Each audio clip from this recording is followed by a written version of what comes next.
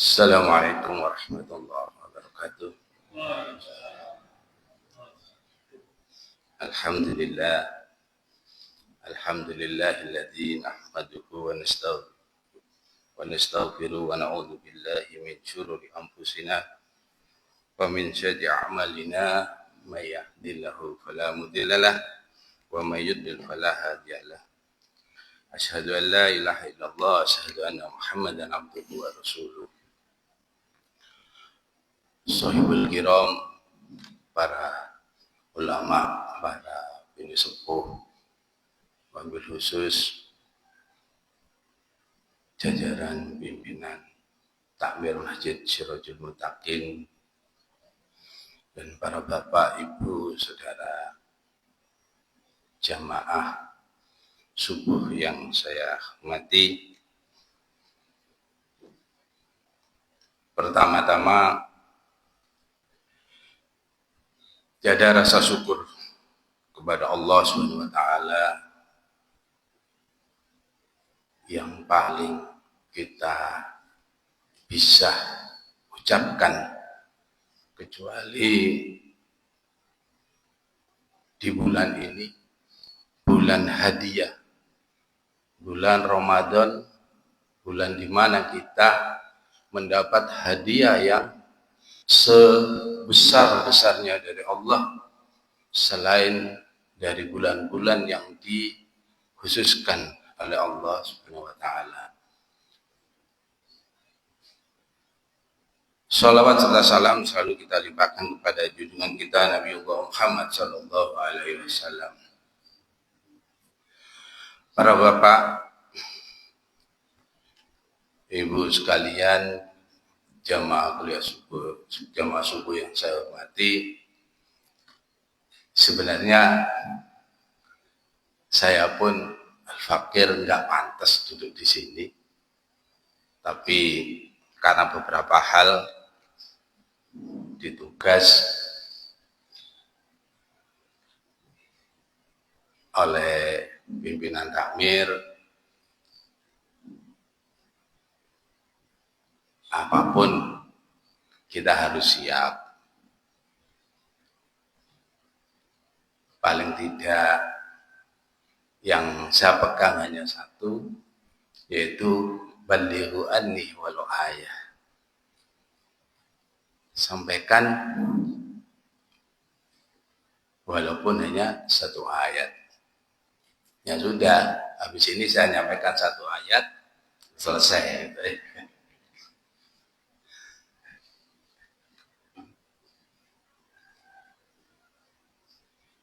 Allah menyampaikan bulan Ramadan, para ulama bersepakat menjadi tiga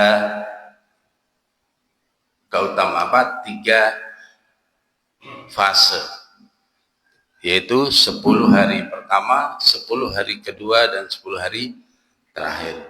Pertama rahmat, kedua ampunan, dan ketiga itqun minan nar. Saat ini hari ke-10, hari di mana akhir dari rahmat Allah itu diberikan, karena besok sudah hari ke-11 mengikuti fase kedua. Bismillahirrahmanirrahim selalu kita ucapkan. Di situ Allah selalu kita sebut dengan nama Allah yang Maha Rahman dan Rahim. Dalam sebuah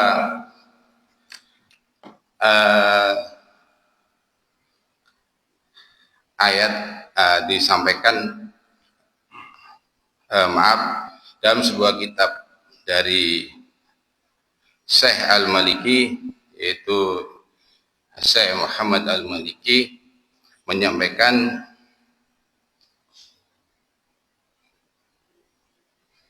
bahwa rahmat Allah itu yang diberikan kepada makhluk yang diciptakan itu dibuat 100 dihitung 100 bimi'atu rahmah, dengan 100 rahmat. Dari 100 rahmat itu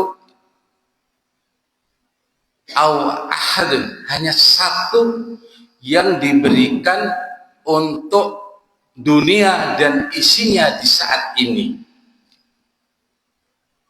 Yang 99 itu akan diberikan fi akhirat, di akhirat nanti.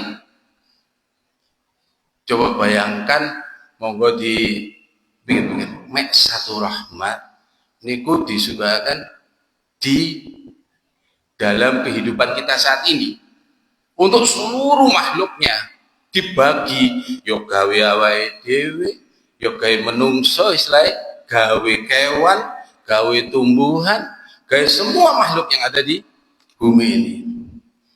Itu hanya 1% istilahnya kalau dari 100. Yang 99% diberikan di akhirat nanti. Dari 1% dibagi berapa miliar kalau manusianya, berapa juta kalau makhluk lainnya, atau juga miliar, sampai non sewu jenengan semerap tengu binatang tengu gitu, sing gak ketok moro-moro mere gatel gitu. Itu rahmatnya Allah nih. Ayo coba jenengan tingali tengu iku matane nandi,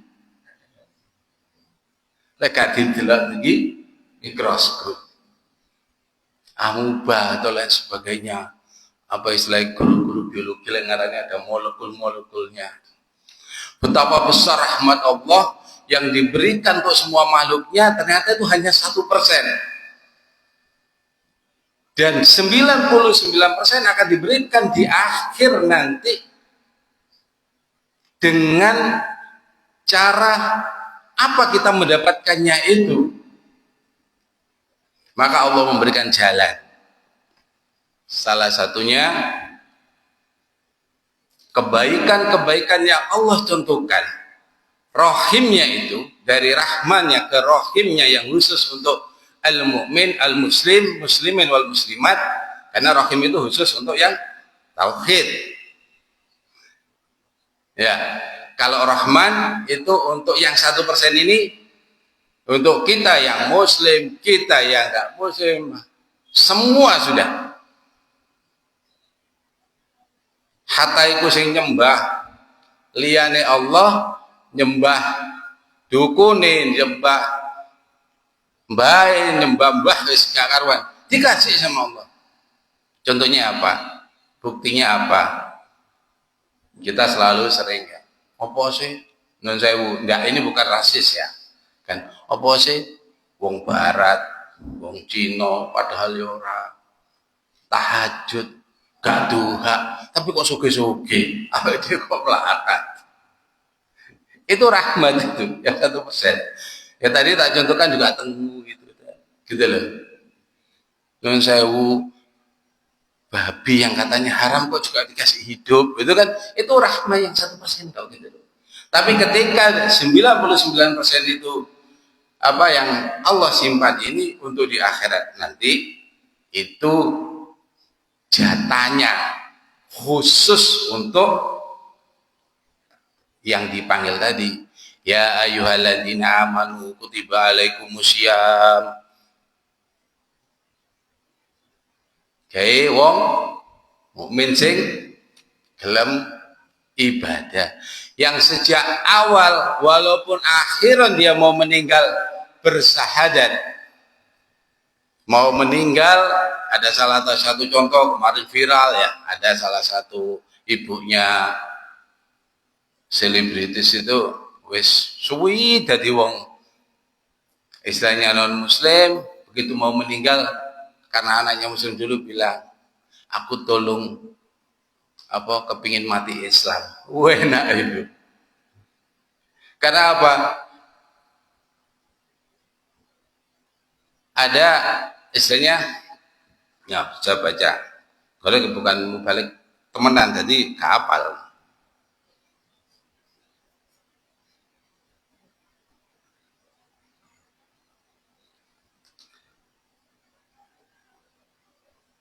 Nah ini. A'udzubillahi minasyaitonirrajim. Qul lil ladzina kafaru iyantahu yughfaru lahum ma qad salaf. Katakanlah kepada orang-orang kafir, sekali mereka mengucapkan tauhid, maka sudah terlewat semua yang pernah dilakukan dan terhapus semua dosa-dosanya. Enak lah. Enak iki sing muslime moro mualaf akhir gitu ya. Wis langsung rahmat Allah dikasih semuanya gitu. Dihapus sama Allah. Nah itu salah satunya seperti itu. Jadi like wis bahasanya Habib Ja'far Husain itu apa? Login kan itu ya. Wis login masuk syahadat, otomatis rahmat itu akan, rahmatnya 99% itu untuk jatah nanti kan gitu. Tapi walaupun sekarang ada contoh juga viral, ada seorang selebritis juga kemarin karena karya raya, waduh berliannya enggak karuan, dia menyumbang masjid, membuat masjid. Mungkin jenengan lihat YouTube atau apa, itu ya nggak apa-apa, wong gawe masjid itu nih masjid gitu loh, kayak wong muslim, nggak mungkin mereka yang akan pakai kan gitu, kita yang pakai, nggak usah mempermasalahkan uangnya dari mana, itu kan dia sudah niat baik kan gitu.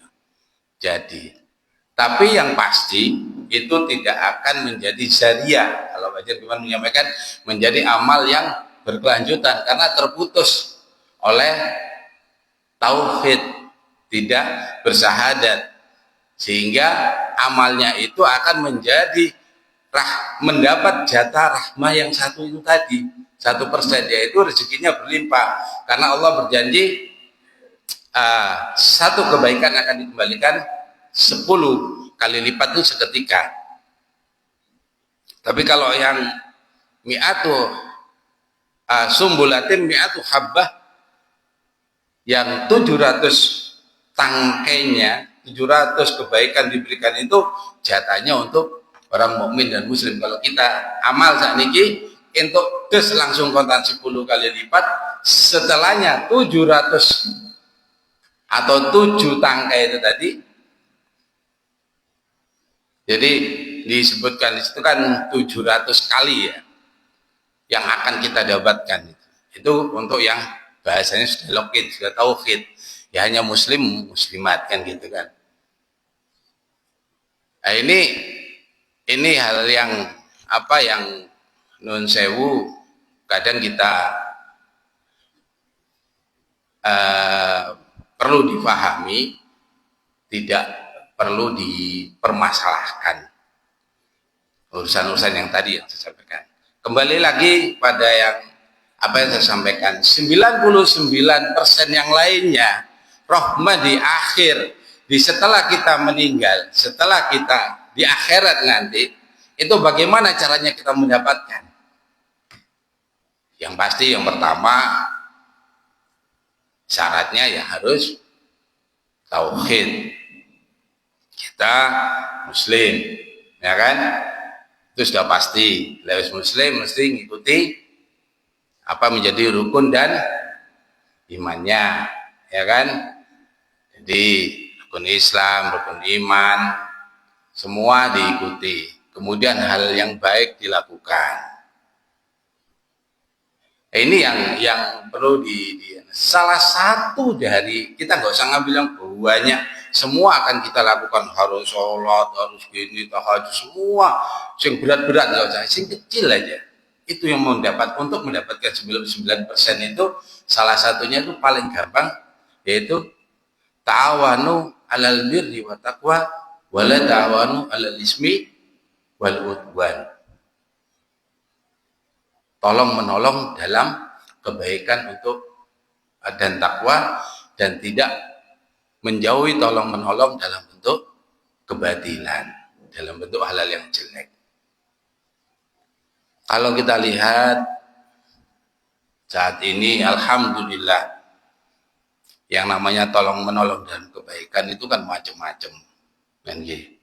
Saya melihat sekarang, contoh kecil aja lah, kita sendiri aja, nggak usah buka sing tolong menolong terlalu jauh, sing urusan Palestina, sing urusan wis ono sing ngatur dewe-dewe itu. paling kecil untuk ketakmiran kita aja ini. Ini salah satu contoh paling gampang. Betapa indahnya ketika kita bertawun, bekerja sama, tolong menolong di sini.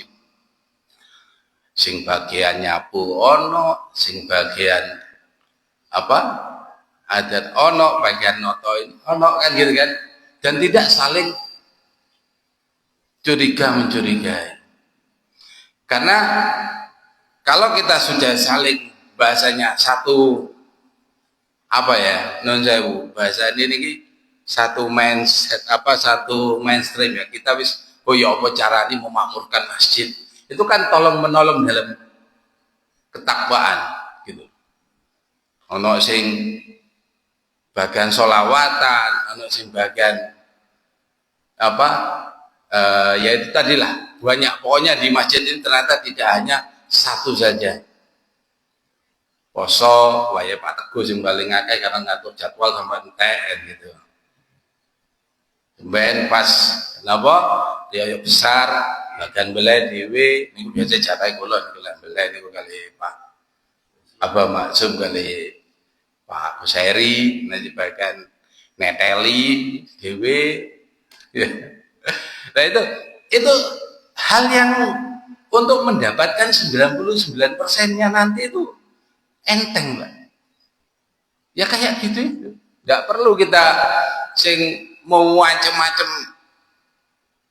Tapi bukan berarti enggak butuh, tetap ya kita perlu istilahnya membantu yang lain. Tetap kalau kita sudah bagus di satu lingkungan ini aja, itu sudah cukup, Pak.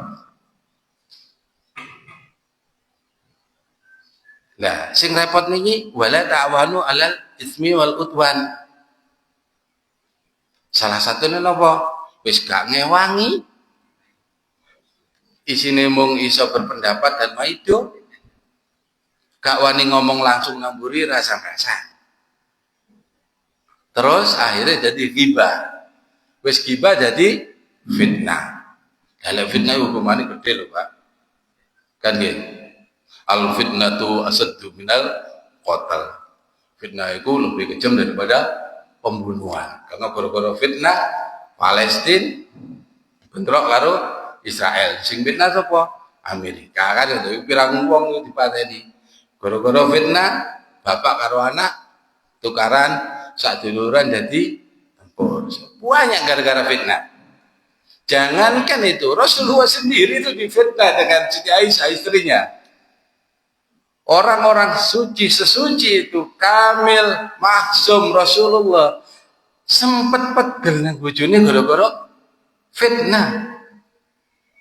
Kenapa hukum fitnah itu sampai seperti itu? Karena seperti itu kejadiannya pasti berat. Maka kalau ada hal-hal semacam itu yang kita di satu frame ini, monggo paling enggak musyawarah, tabayun, tanya dulu, ojo susu curiga dhisik kan ngoten kan. Penyakit paling berat niku curigation, Pak. Jarene wong wedok apa istilahnya? Karena wong wedok ini paling anu, urusane ngapunten nggih Bu nggih. Kula mboten ngrasani oh padha ae kabeh. Itu kan keponya itu tinggi ketimbang orang laki. Krungu iki opo ya napa kan gitu. Kepo bahasa niki kalau ngikuti bahasa larangan kan kepo istilahnya. Pingin taunya itu tinggi tapi tahu yang arahnya agak miring-miring ngiri gitu. Niatnya kayak hibah gitu. Nah ini yang hal-hal yang bahaya. Jadi ta'awun, kerjasama, contoh bagus lagi sekarang sudah organisasi ketambahan kita ini alhamdulillah cukup bagus.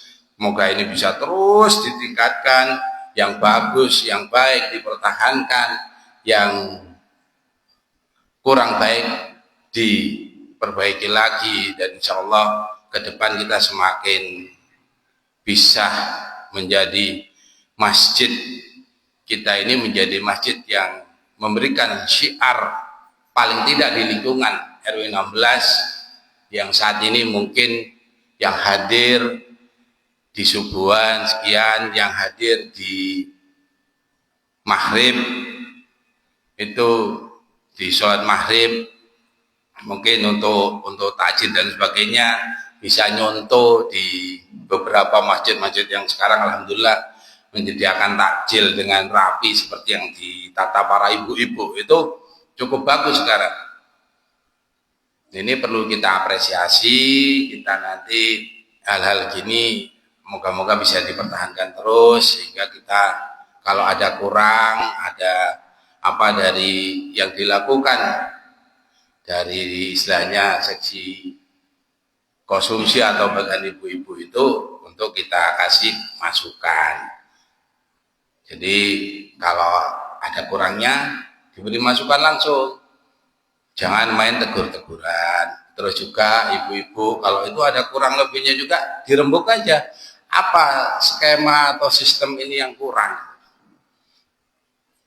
inilah, sehingga nanti ada perbaikan-perbaikan. Oh mungkin wingi gaji toto diruwoyo arek cilik-cilik langsung entek, bapak-bapak dewe ibu-ibu yang tahun kemarin itu sekarang dikata lihat.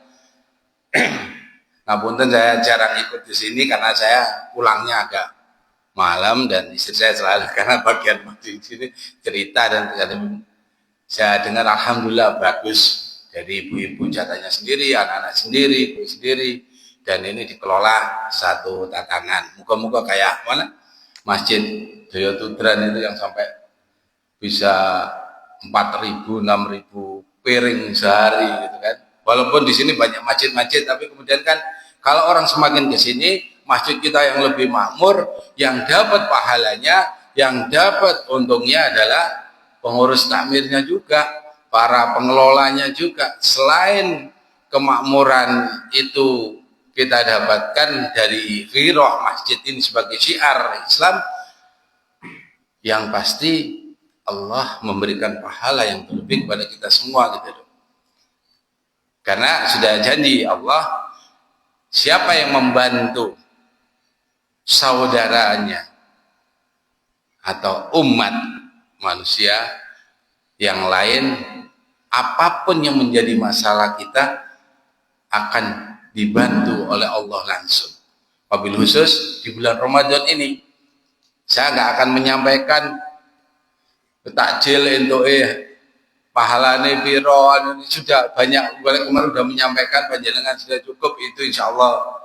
Tapi inilah saya hanya ingatkan, ta'awanu alal birri wa taqwa ini harus terus dipertahankan, kerjasama, ojo saling curiga, karena penyakit hati niku salah satunya yaitu tadi curiga.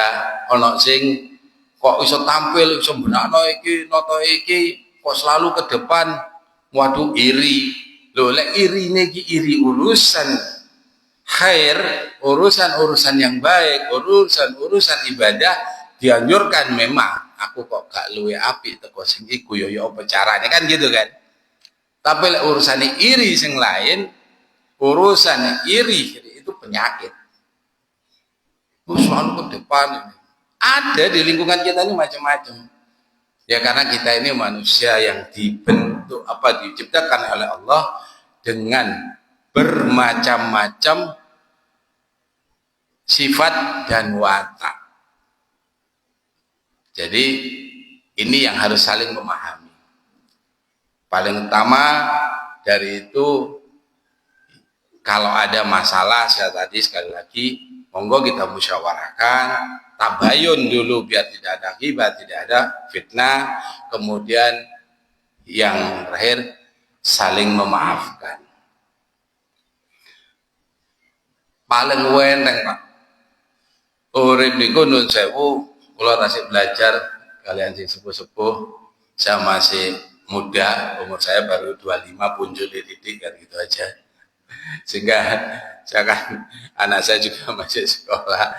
Jadi kalau yang sudah sepuh kan sudah paham, sudah bisa jadi ya ngomong kalau aku ini sampai kate kan gitu kan, ngalami uripnya gitu. Saya percaya itu karena saya sangat muda, saya belajar pada dengan memaafkan itu memang tidak gampang. Tapi belajar memaafkan menuju ikhlas Itu paling berat. Itu yang harus kita belajar. Semua itu belajar. Jadi ada kesalahan saudara kita, mumpung ini puasa, jangan nunggu durung yoyoan unjuk sepuro. Memaafkan itu tidak ada batas. Kalau bisa tiap hari kita saling memaafkan. Makanya ada sebuah amalia dari seorang ulama, saya masih ingat, beliau Al-Yarham Al-Mafurlah Al-Habib Muhammad Al-Atas dari Al-Habsi dari Probolinggo waktu saya sempat sowan tahun 2000-an awal, kemudian dari guru saya sendiri yaitu Romo Yai Ahmad Siddiq. Beliau selalu memberikan wejangan yang paling mantap di saya sampai sekarang oleh saya dipegang. Ingat, sing salah udu wong liya. Lek kowe duwe salah, lek kowe disalahi wong, iku sing salah yang harus dimasukkan dalam diri kita dulu adalah kita. Jadi seumpama ada orang wonten tiyang kok moro ngilokno awake dhewe. Yang pertama yang ada di hati kita itu yang harus ditunjukkan, aku salah apa? Dikoreksi dulu kesalahan kita. Sehingga kita paling gampang untuk memaafkan. Oh iya, paling aku salah, tapi aku gak ngerti salahku apa. Dan kita kalau hari raya Idul Fitri ini kan mesti mohon maaf lahir batin, mohon maaf atas segala kesalahan yang disengaja ataupun tidak. Ini aku mboten salah mau ucap lambe mawon, tapi di hati. Jadi kalau kita sudah terbiasa menyalahkan diri kita untuk awal menilai seseorang, insya Allah hati kita itu tenang, Pak. Itu insya Allah yang paling utama. Yang akhir, jadi kita ibu-ibu juga kalau ada salah suaminya, anaknya, atau saudara-saudaranya, teman-temannya, paling ganjel itu biasanya salah ini uangnya hilang gitu loh. Sampai di TikTok di mana di media sosial contoh-contoh salah itu gak bisa dimaafkan. Itu lek urusan nanggone bojo, nanggone orang perempuan gitu. Nah itu mari belajar, salah itu berasal dari kita. Itu lebih gampang untuk menghilangkan kesalahan atau suudzon ke orang. Para bapak ibu sekalian jemaah subuh yang saya hormati, karena gini gua baliku walau ayat walau anni walau ayat, jadi sampai walau ayat kalau nampak setunggal ayat mawon. Nah ini tapi kalau bahasanya melebar kemana-mana memang itu harus tafsir dan pemahamannya seperti itu. Kemudian kurang lebihnya mungkin itu aja yang saya sampaikan. Yang pasti semua kekurangan, kelemahan yang saya sampaikan itu berasal dari saya, dan semua kalau ada kelebihan dan kemaafan semuanya itu adalah berkah dari Allah Subhanahu wa taala. Akhiran wallahu muwaffiq ila thoriq. Wassalamualaikum warahmatullahi wabarakatuh.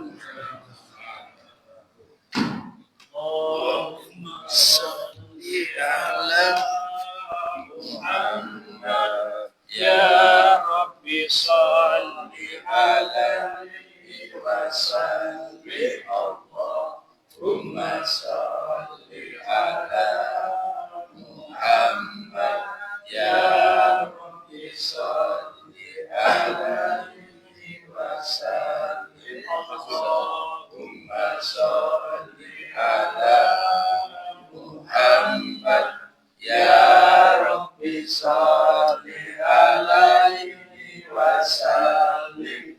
Sallallahu rabbuna ala nuril mubin Ahmad al-Mustafa sayyidil mursalin wa ala alihi wa sahbihi ajma'in walhamdulillahi rabbil